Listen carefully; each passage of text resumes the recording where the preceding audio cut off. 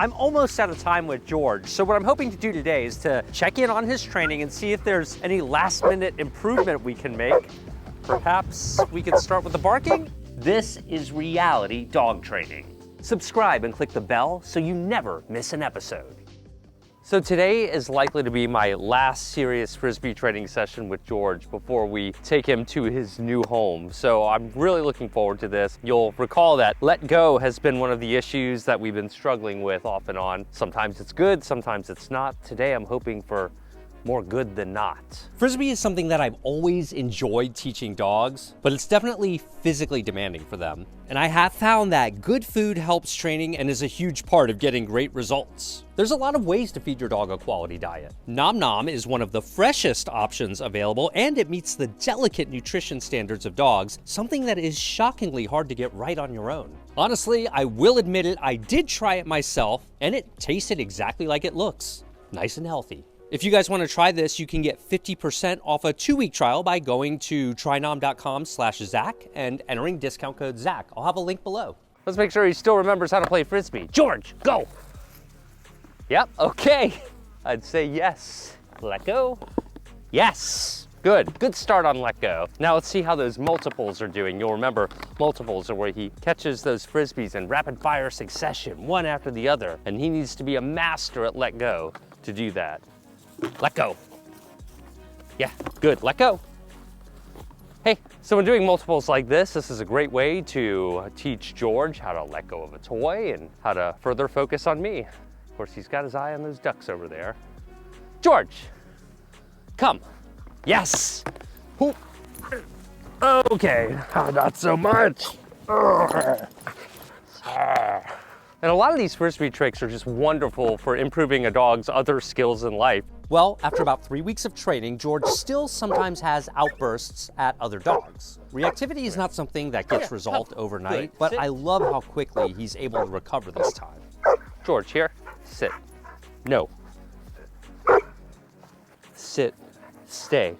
By the way, able to get him under control without any force, without any treats right now. He's actually really generalizing his skills quite well.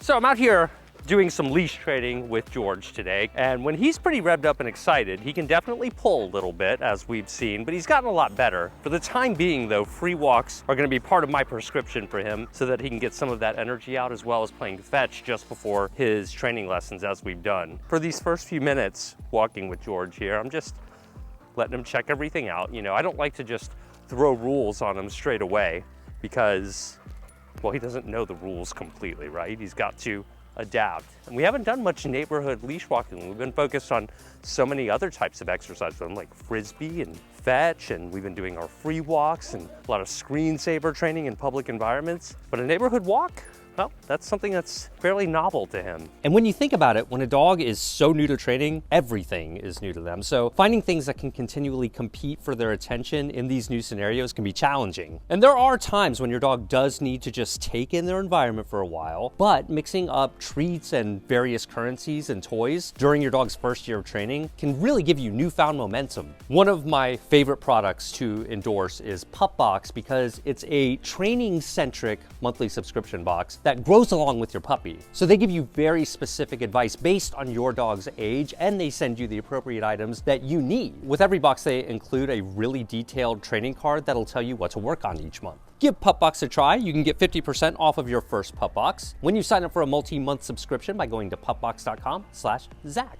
Use the discount code Zach. I'll have the info in the description. So here comes some pulling here. Like, he's really kind of intermittent on his pulling. Like, now there's not pulling, right? And I'll just remind you, this is after about 10 minutes, 15 minutes of fetch, which is why he's panting right now, because I really wanted him to get that excess energy out so he wasn't extra frustrated on his walk. Notice also throughout these first couple of minutes of this walk, I haven't been giving him treats or anything. The bigger goal is just to get him comfortable out here in this environment, and he's being relatively good. It really is those first few minutes that can be extra frustrating. With him in particular, I really like to keep the walk moving, which can be discouraging to my camera operator, but doing a lot of stopping with him tends to recharge him very, very quickly. Hold on, what do we got here? All right, so look at this. Hey, yes. George, look at me. Yes, good man. I'll give him a treat for that. Here you go. You want a treat or not? really good around a barking dog. I really appreciate that. Got another barking dog immediately here. This one he's a little more interested in. Isn't that interesting? So, hey. Come on. Let's go. Come on. So he's giving the dog a look, little excitement, but very manageable right now.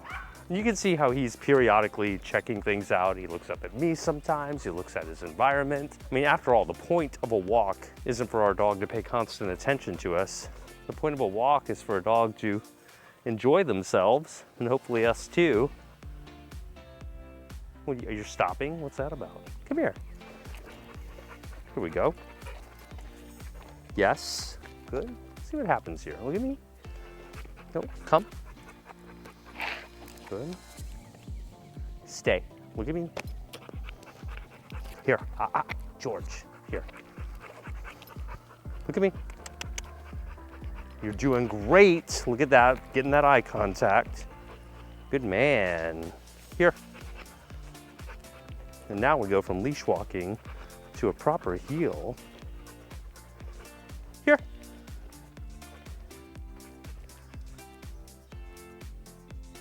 Somewhat of a proper heel. We'll take it. Nice little casual heel. George, here. Okay. And so now I'm gonna just kind of release him here to enjoy the walk. Notice I'm using the environment there. I'm not using a treat, letting the walk continue, letting him explore the world. That can be very reinforcing to dogs like George. Boy, and so what are we, like 6 minutes into our walk? So sometimes it really feels like a long time with your dog pulling and being uncontrollable. But quite an improvement here. He just walked past a dead snake. That was nice. The point of this lesson is that we trend towards better and better walking. Like most things in dog training, we don't just get the behaviors we want like that. I think a lot of people think of dog training as you should be able to turn on that switch and get that dog to behave perfectly. And there's so much pressure on a lot of dog trainers to do that. Believe me, I feel it all the time. And I think that's one of the reasons we've seen a rise of harsh tools being very popularized in dog training culture, because they have the illusion of working quite instantly. But in reality, if we really just take the time to teach our dogs how to behave without demanding quick fix results, I think we can get a lot quicker results long-term with them, like authentic results. George, look at me. Yes. Good boy. Oh, we got a dog across the street here who's excited. Stay. All right. Now that George has settled down a good bit, I'm gonna work on some basic heel training with him. I'll see if I can get him to pay attention to me as we walk in a straight line. Good, okay, let's go this way. Good man.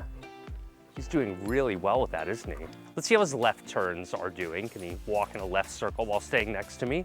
Nice left circles there. Leave it. Yes. Let's go ahead and check out those right turns. These are a bit tougher because he's gotta walk slower. Here, look at me. He's really trying, but overall he's really catching on pretty quick. I mean, think about how he's got to really deliberately walk extra slow. I mean, he's obviously a very athletic dog. Whenever a dog like him really, even after exercise, goes through the effort to walk that slow, you can tell that he's really trying. He's really understanding the concept. And you can easily see where this is headed if this training was kept up for several months. You know, I keep thinking back to when I first met him, knew nothing about him at all, and learned that he'd been sitting in a shelter for just months and months and months. And to see how far he's come and how much he's learned and how well he's doing has just been inspiring to see. Good job around that weed whacker, huh? But look, you know, I mean, just in the interest of keeping it real, here we are at the end of our training session, and we still see some pulling here, right? I mean, it's not like it's gone completely. I don't want to lead you to think that, oh, just because we had a good heel session there and he was doing well on loose leash walking, that it's all of a sudden fixed. We still get a few seconds of pulling here and there. You're just looking for the trend there. Don't be discouraged if you're not getting there all at once. I'm almost out of time with George, so what I'm hoping to do today is to check in on his training and see if there's any last minute improvement we can make. Perhaps we could start with the barking? I don't know. Dogs bark for a variety of reasons. I think when you see it coupled with the playful body language there, rolling over and being pretty goofy, he's probably just in a playful mood. Hey, George, come. I like that. I like that he responded to come when called, especially while in that excited state. Look at me. Yes. The winds coming off the Gulf of Mexico from all the way across the world must have many cents to them. But look at that focus. Good boy. All right, while he's so focused, I want to work. Let me test his stay. Remember, stay is absolutely one of the most important skills a dog should know. Stay. I'm using a 33-foot lead today. Look at me. Yes. Stay. Reiterating stay. Being very obvious with a hand signal, just to be very clear. Look at his eyes. Yes. You can't do this too much. This really burns it into his brain that stay means stay. You make that look easy, don't you? Sit, stay. Okay, good man. So that was pretty awesome there. That was literally my first attempt of doing a circle around him, which is way easier said than done. I mean, I started to get a little warmed up by doing a quarter circle, but then I just saw it in his eyes. I mean, we put in so much work together that I really was convinced he was in a solid stay. So I kind of just went for it, and I was able to get a complete circle in. The reason this is harder than it seems is because for a brief moment, you kind of have to go out of sight with your dog, and that is weird to them. Yes.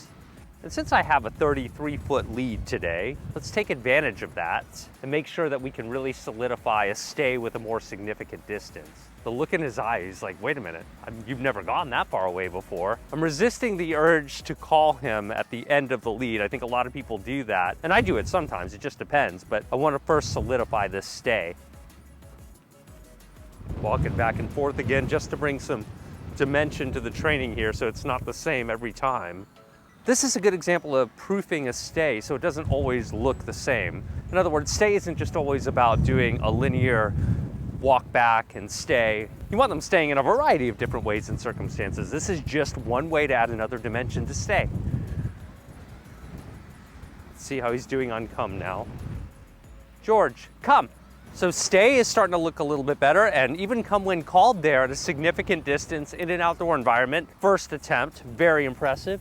As we have established, when you're training a dog, it's way easier to teach them how to listen to you and take direction from you when you're really close to them. But it's when we're farther away that things can get a little more challenging. So what I'm hoping to be able to do is to get him to sit, one of the easiest things he knows how to do, while I'm farther away. Sit. Sit. Yes, did you see that? Just one step close. Yes. Okay, good man. That was a really good example of being one step too far away from him for him to really understand the concept of sit. So I'm gonna play with this for a little bit and see how we do. Sit. No. Sit. Yes, good. Yes. Stay. Look at me. Sit. Yes. One of his favorite tricks so far has been sit pretty. Maybe we can see if he can do that from a distance here. See the difference here? Sit pretty, right into it. Yes, okay. 3 inches back. What? He says? Stay. Look at me. Sit pretty. Yes. Okay, that was awesome. That was farther away that time. You see that? Here, sit pretty. Stay. Yes, okay, good man, very good. And so it may not look like much there, but being able to be just a foot farther away from him right there is huge progress, and that's something that I think we can build on. See how you're doing with shake. Yes. His shake is more like a wave, but I'll tell you, he doesn't like it when you grab his paw as much. That's okay though. Here, shake, good. Look at me. Hey, George, I didn't ask for that. What if I wanted you to lie down or something? Lie down. Yes. So right there, he was just anticipating, so I kind of like to be a little bit ahead of the anticipation, you know, when dogs are like, I think I know what you want. So I actually wanted to throw him a different request out there. Lie down. It's like, wait a minute, I know you mean shake. No, I really want lie down. Yes, okay, good man. And now, sit, shake. Okay, I'll take a shake now. You're a good man, yes you are. Oh my God, I love you so much. You are so good. How's your bow doing? Stay. Yes. Stay. Yes. Stay. Yes. That was looking okay. One of his most impressive tricks that I have been really impressed with in any way is roll over. Yes. Good boy. So rollover's looking great. Yes. Good. So, you know, spin is doing well. He's still working on getting his muscle memory, which is why I'm doing the heavy lure there. Let's throw a surprise leave it, look at me drill at him. Leave it, look at me. Come. I'll even take a come when called. Sit. Stay. The point of this test is to see how well he's generalized. Leave it alone and look at me so that I can further direct you. Yes. Very good. I'd say he passed that test, wouldn't you? This time I'll ask him to come to me. Come.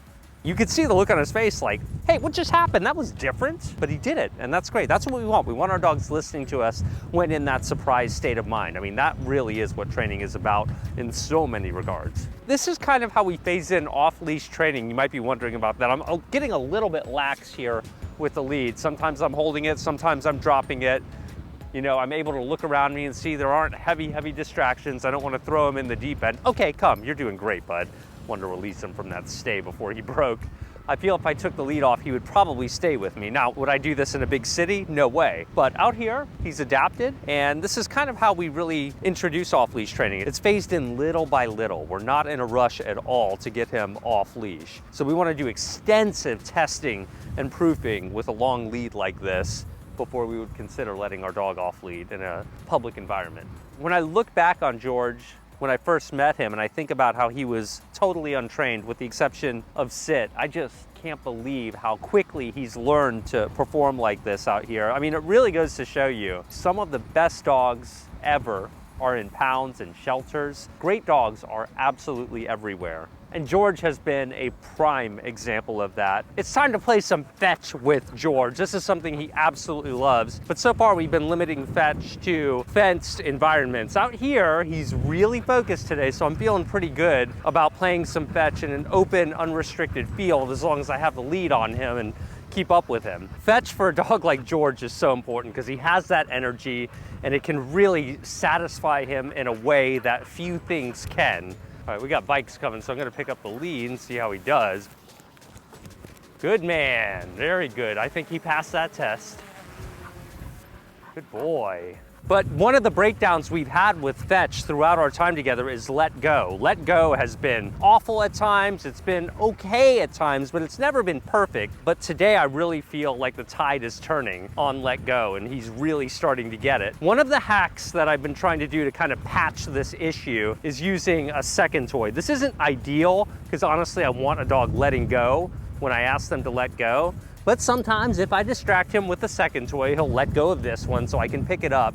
And that might be just enough to give me traction. I would not be content with doing that long term, but I am content right now if it makes it a little bit easier for him. All right.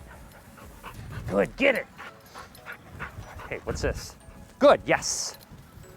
So that's been really helpful. Continuing to practice the recall during fetch as well. This is a great way to burn in come when called with a fetch dog. We're essentially capturing the behavior that's already occurring, putting a word to it while he's in the frame of mind of, I'm having such a great time. And as he burns more and more energy out here, he's getting more and more fatigued, which actually makes it easier to practice off-leash training. In other words, the more fatigued this particular dog becomes, the more reliable he's going to be off-leash, and the less likely he is to bolt after something because he has so much pent-up energy. We're really giving him an outlet for all that prey drive, as they say, and that desire to chase, run, and bite things. With energetic dogs, you must give them a healthy outlet like this. Now, if your dog is energetic and they haven't quite taken to fetch yet, really long walks, off-leash hikes, if they're reliable off-leash, can be a really great way to deplete some of that energy. And I should also say, you don't want to rely on sprinting activity like this as your dog's main form of exercise forever. But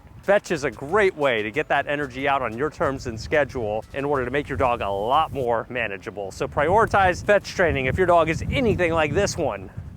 Let's check in and see how George's play skills are developing with inertia. Getting a dog like George to play well with both humans and other dogs is going to be a very important part of his life moving forward, and he's doing great so far. In general, I tend to like dogs to play in small play groups of 2 or 3 dogs at a time so they don't become overwhelmed. Honestly, I think inertia might be the biggest transformation here. George happens to be the biggest, strongest dog that Inertia has really felt comfortable with. Some of you might recall that she's been a bit nervous about playing with bigger dogs in the past. So this has been a fantastic victory for us. I'm hoping George has helped set her up to play with even bigger dogs in the future, but I guess we'll just have to wait and see how that goes. One of the best signs that 2 dogs are really comfortable with each other is when you see reciprocal play, like when Inertia and George take turns flopping over on their backs like this. That's the one. It just cracks me up because he's like, oh, you pulled me over. Wow, you're so strong. You don't want to let any dog just play with any dog in the world. He's really good at taking social cues and playing at the level that Inertia is comfortable with. They had to work it out a little bit. I mean, it started off a little rocky, but they've worked it out and it was okay. Well, and even, good girl. I love it when she flips over too. Reciprocal play. He flops over, she flops over. And I'm telling you, for Border Collie, that's saying something. They don't do that easily. Indy, you want to get in on this? Maybe 2 dogs is enough. I know she's not gonna. She's looking for treats. Easy. Play like this is just so interesting to watch as a dog trainer. It really is. To watch how dogs communicate and interact with each other in the purest form. You know, we can learn a lot from that too as trainers. I mean, these 2 dogs like to play. They're not picky in how the play happens most of the time. They just want to play somehow, some way. Okay, I have too many shoes out for sure right now. I have 3 pairs out right there.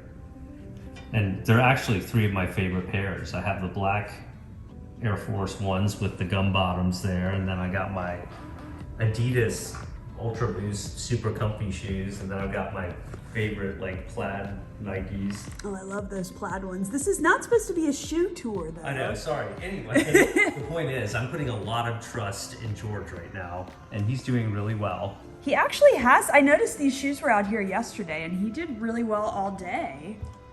Really good sign I feel like his house training is just coming along in leaps and bounds. Yeah, buddy. He's been awesome. You're doing amazing. Awesome.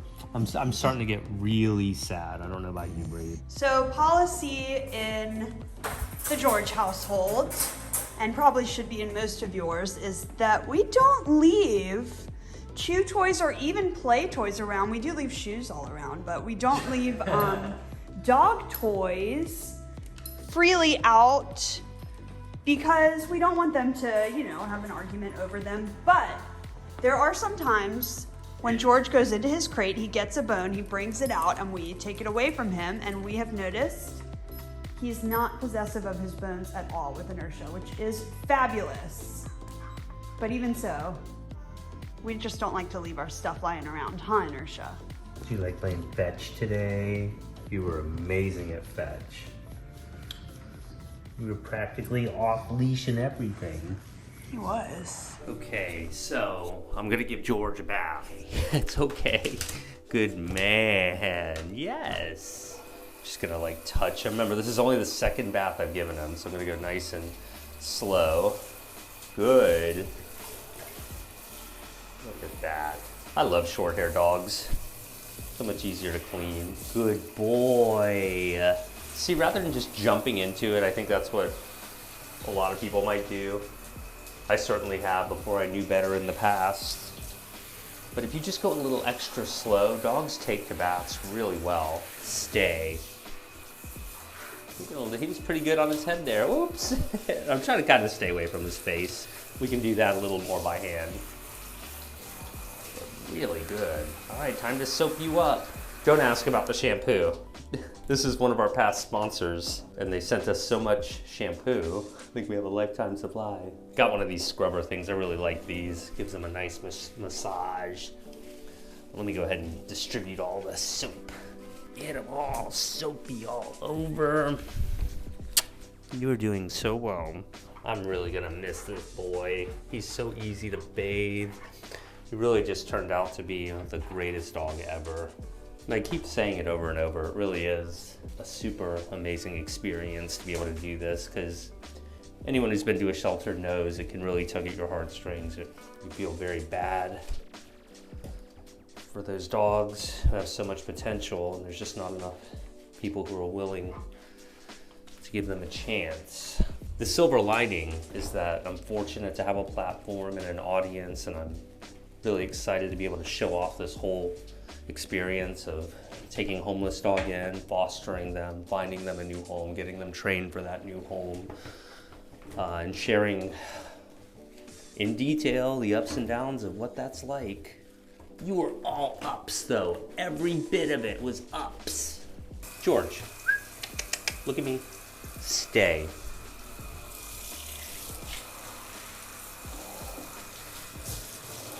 Good man. It's so therapeutic giving a dog a bath like this. I'm like in my own beta state, just kind of meditating here. George is making it easy. I think, you know, in part it's because we really set him up for success in the last bath that we gave him. And he did give me a little bit of a hard time today. He's not even trying, at least not too hard to get out. I know he's thinking about it, I can see that, but he hasn't tried at all to get out of the tub. I'm gonna turn him around now just to make sure I thoroughly rinse him. Stay. Almost. Good boy. Stay. Here, see?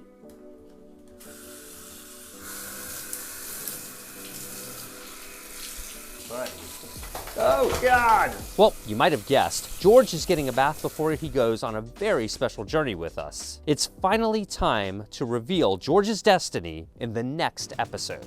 Go to trynom.com/Zach to get 50% off a 2-week trial of Nom Nom and find out if your dog loves it as much as George and Inertia do. I want you to have all of the training resources you can, so all of you can get 50% off your first pup box too. I'll have all of the details in the description below. Subscribe to my channel, follow us on Instagram, TikTok, and Facebook, and get a copy of my books too. We'll see you in the next episode.